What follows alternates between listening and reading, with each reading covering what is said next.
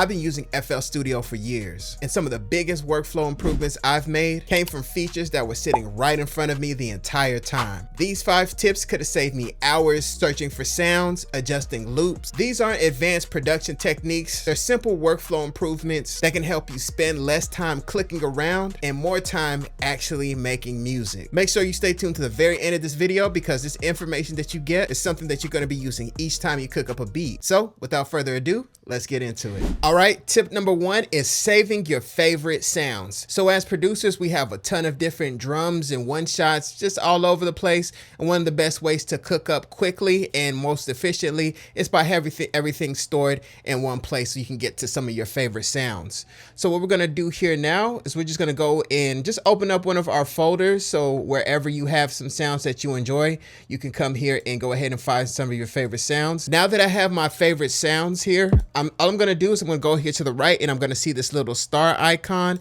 and I'm just gonna go ahead and click. So once I go ahead and come here and start clicking on some of my favorite sounds, now I'm gonna go here to the top of the browser. We're gonna have this little starred icon. I'm gonna come here and click on the starred icon.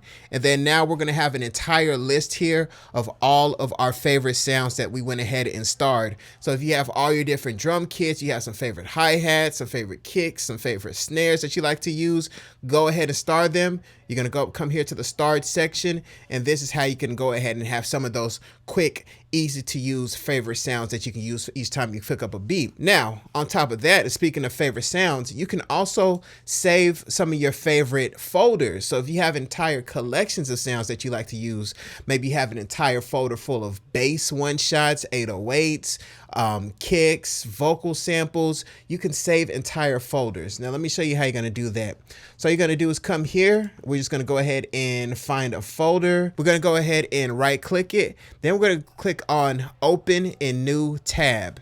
Now, once we click on open a new tab, we're gonna see this little folder icon here at the top of our browser, and this is gonna save. So each time we open FL Studio and we wanna kick up a new beat, we're gonna have this entire folder saved right here. So guys, if you have some good sounds that you like, entire collections, you can go ahead and save it right here. This is a quick and easy way to reach for some of your favorite sounds. All right, and tip number 2 is swapping sounds in real time. So what do I mean by that? So let's say I have this beat going and I'm not quite sure what type of kick I want to select, what kind of snare I want to select. So I kind of want to demo things out as the beat is playing, as opposed to just dragging and dropping things in one by one. So what I'm going to do is I'm going to go ahead and make sure that the sound is selected right here in the channel rack. And what I'm going to do is I'm going to make sure that we have the different sounds here in the browser. And all I'm gonna do is on my keyboard, I'm gonna hit shift, and then I'm gonna press the down arrow, up arrow, whatever arrow. And as I do that, you can see in real time the different file names. So FL Studio is just automatically throwing those sounds in so I can keep the creative process going. So let me go ahead and just play the beat as is. Then I'm gonna demo out some different rim shots and see if I wanna go with the clap or the rim shot for this particular beat. So let's go ahead and take a listen.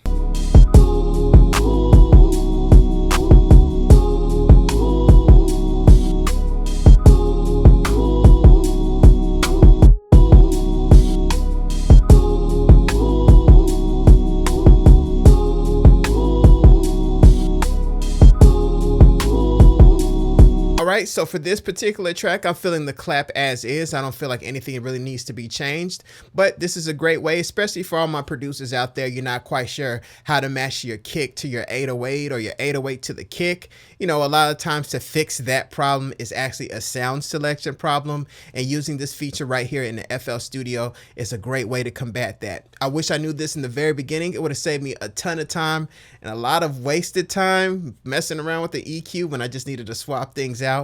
I wish I knew this in the very beginning. Now you have this tip, and you can use it to cook up on your next beat. All right, and tip number 3 is playing the entire loop from the FL Studio browser. Now, this one got me for quite a while because I would have different loops from, myself or different producers or loop makers out there. And by default, FL Studio automatically stops you from playing the entire loop here from the browser. So I wouldn't know if I wanted to use it or not because, stopped a little bit early. So let me just go ahead and show you what I mean by that. So let me just go ahead and pull up one of my loops here.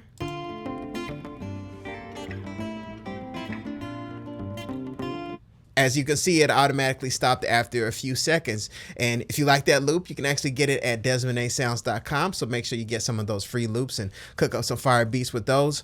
But yeah, that one would really stomp me for a little bit. So what we're going to do here now, we're going to go here in the upper left-hand side of our screen, and we're going to click on this little drop-down arrow.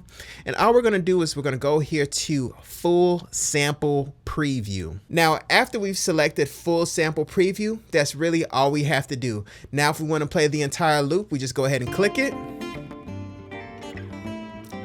FL Studio is going to play the whole thing. Now you have this tip and you can use it the next time you decide to cook up a beat. And tip number 4 is opening up multiple folders at once. So by default in FL Studio, if you try to have more than one folder open, what it's going to do is going to go ahead and snapshot a different folder. So let's just say, for example, I want to go to my loop folder, right? And I want to open up my different Afrobeat loops. So I have a free pack here called Paradise. And let's just say at the same time, I want to open up my golden Afrobeat loop pack at the same time. As you can see, one of them snapped shut. I opened up the free Havana loop pack. Then I clicked on the golden loop pack. It just went ahead and snapped shut. It's really annoying because sometimes I want to play around with some percussion loops and I want to play around with some guitar loops at the same time. And by default, FL Studio kept snapping it shut.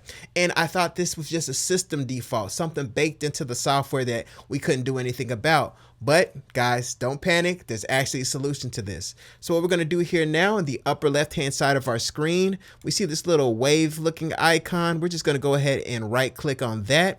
Then we're going to see an option here that says show only one folder content. What we actually want to do here is deselect this one. So we want to make sure that it's unchecked. We're going to go ahead and click on it, make sure it's unchecked. Now, if I go ahead and open up my free loop pack, Havana right here. And if I want to open up my premium loop pack, golden Afrobeat loop pack, I can go ahead and open them both at the same time. So let's say I want to mess around with some guitars. I want to mess around with some percussion at the same time. Now, FL Studio is going to give me the ability to open them both up at the same time. So this is something that I didn't even know was possible. I'm glad I happened upon this.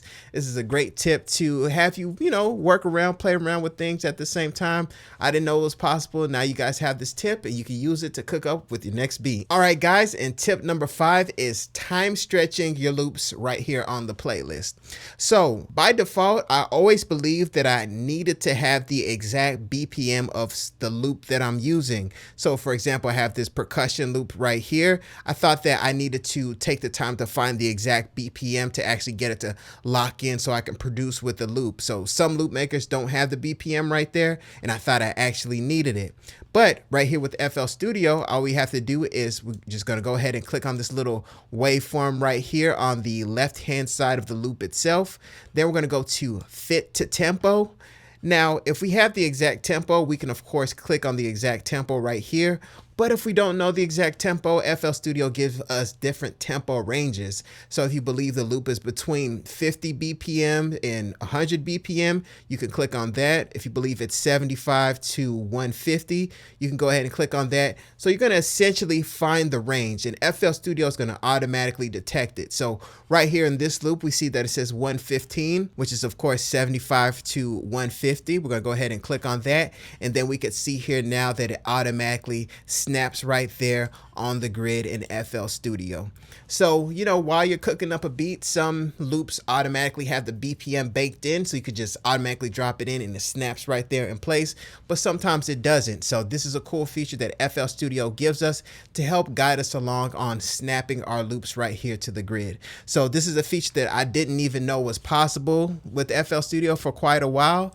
Now we have this tip and you can use it to cook up with your next beat. I hope you enjoyed this video. If you did, make sure you hit like and subscribe. My name is Desmond A, and I'll be back with more great videos. Peace. Wait, before you go, make sure you go to DesmondASounds.com where you can get free FL Studio patcher plugins, free loops, free guides, everything you need to level up your music production. Once again, go to DesmondASounds.com or click the link in the description. Go there now and totally transform your music production.